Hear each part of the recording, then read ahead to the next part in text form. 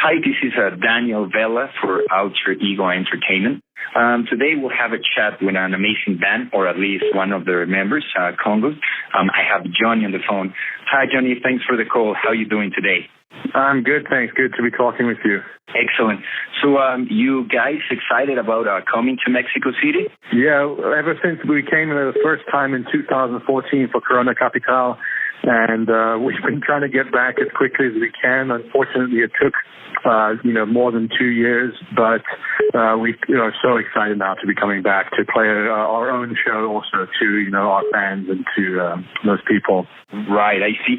And how was the vibe, playing at Corona Capital? I mean, I know it's perhaps a little bit different, but I would say that at the end of the day, the vibe in comparison to a big festival in the States, it's about the same. But I don't know what's your experience with Mexico, how you've felt.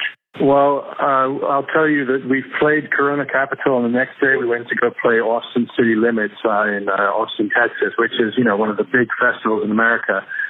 And on any other day, we would have thought the Austin Festival was a great crowd, but we had just played in Mexico, and the crowd felt really dead when we got back to the States, because the Corona Capital crowd was one of the best, craziest crowds we've ever played for. I think maybe in the top 3 shows we've ever played. The only places that have been close has been in Lollapalooza in Sao Paulo, Brazil, and then some festival in South Africa. It's just a different kind of energy we've found with Mexican audiences and with South American audiences. I think it's something to do with, I don't know, being close to the equator where it's warmer or something. I don't know. We're trying to figure out some kind of theory, but nothing is working yet.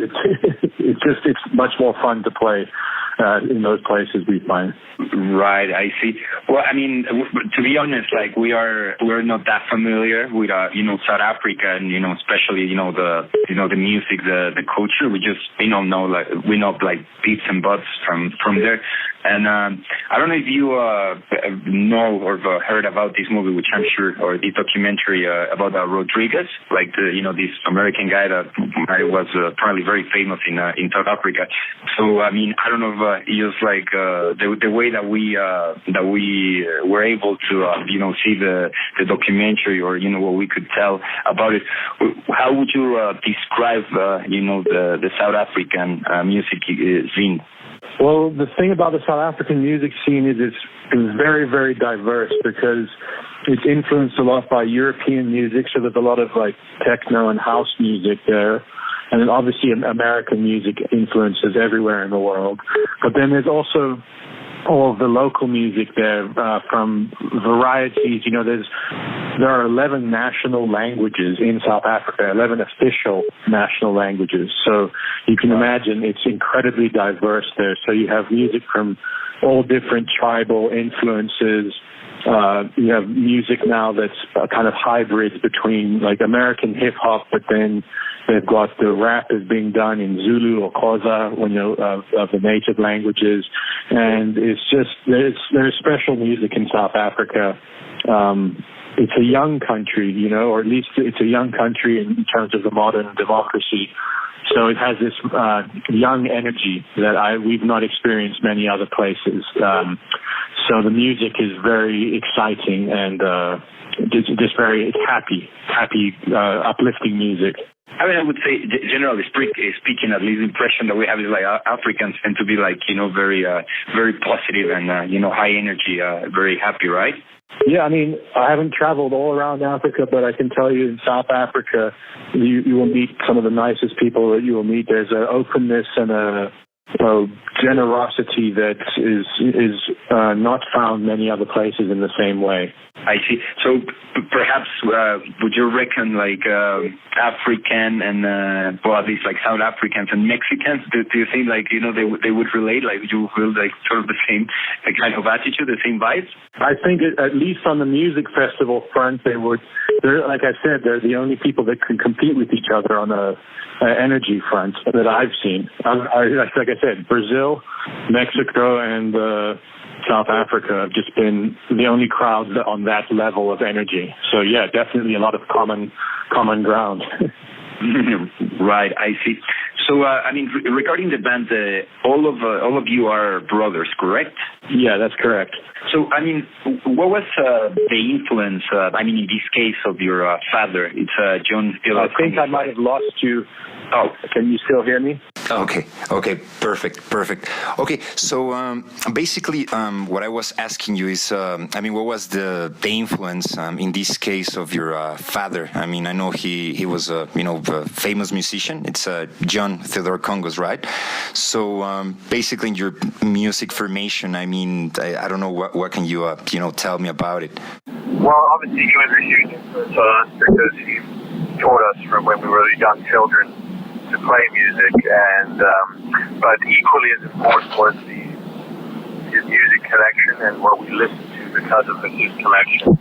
So from a very young age, he was playing all kinds of music to us. I mean, literally everything you can imagine. We're listening to African tribal music from all over Africa, Central Africa, West Africa. A lot of jazz, Keith Jarrett,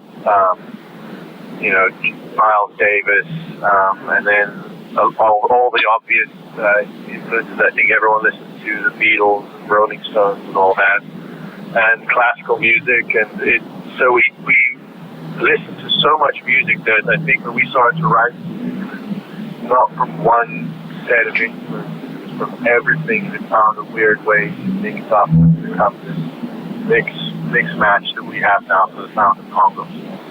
Would you say that, perhaps all of these different influences, different sort of music, different rhythms, would you say that would be basically the key to be, successful as a musician in different countries? Because, I know that you originally, you were successful in, South Africa, the US, the USA. So you reckon that's the key of it?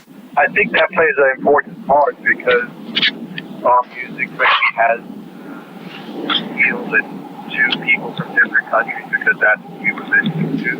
Obviously there are bands much bigger and more successful than us that are, not widely influenced, but we seem to have had a good connection with people. I think also, particularly in South America and Mexico and Latin America in general, we've had a good connection because of the use of accordion, because obviously accordion is such an important part of traditional music in those countries.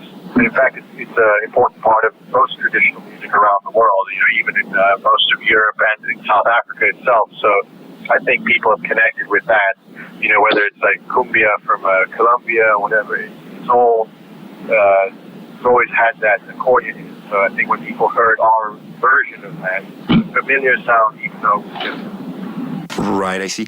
And currently, is there something that you guys are listening to? Is there any bands or any sort of music that you are more into at the moment?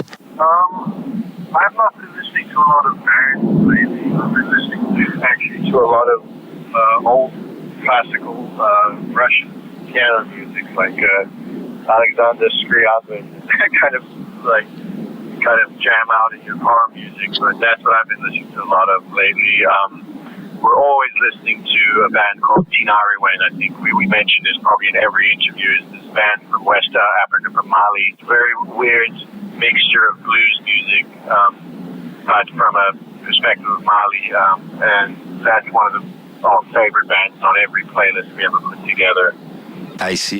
Because even the way, as far as I know, how the way, for example, Africans learn how to play against the way us, people on this side of the hemisphere is completely different rhythmically. So, do you think that gives you, an advantage? Yeah, I don't know.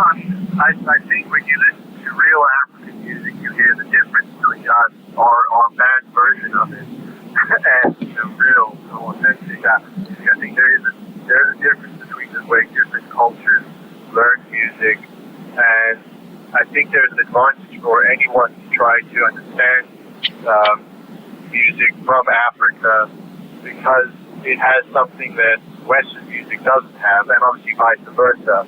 There are differences between the music and the approach to music, but I think it's important for people to try and learn, not that to become a monster, but to try and investigate and understand how different people approach music, because it gives you a different idea that you might use for your own music. So weird mixture of Western and Eastern and African and North and South and everything, you know.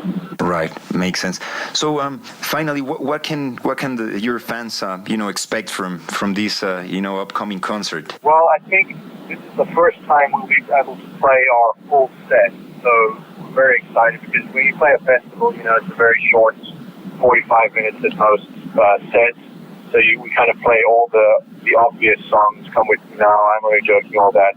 But for this show, we'll be putting on our full show, so they'll be able to hear a lot of the new songs off of Egomaniac, and just a much more full experience of the whole, all the different sides of KONGOS. Because, obviously, people know us from Come With Me Now the most. It's not the most popular song, but if you listen to the rest of the album, there's a much different sound across all of them. Well, man, I really appreciate your call and your time, and we'll be looking forward to see you here in Mexico City on April the 27th at Plaza Condesa. Thanks for your time. This is Daniel Vela for Alter Ego Entertainment. Have a good day, man. Thanks a lot.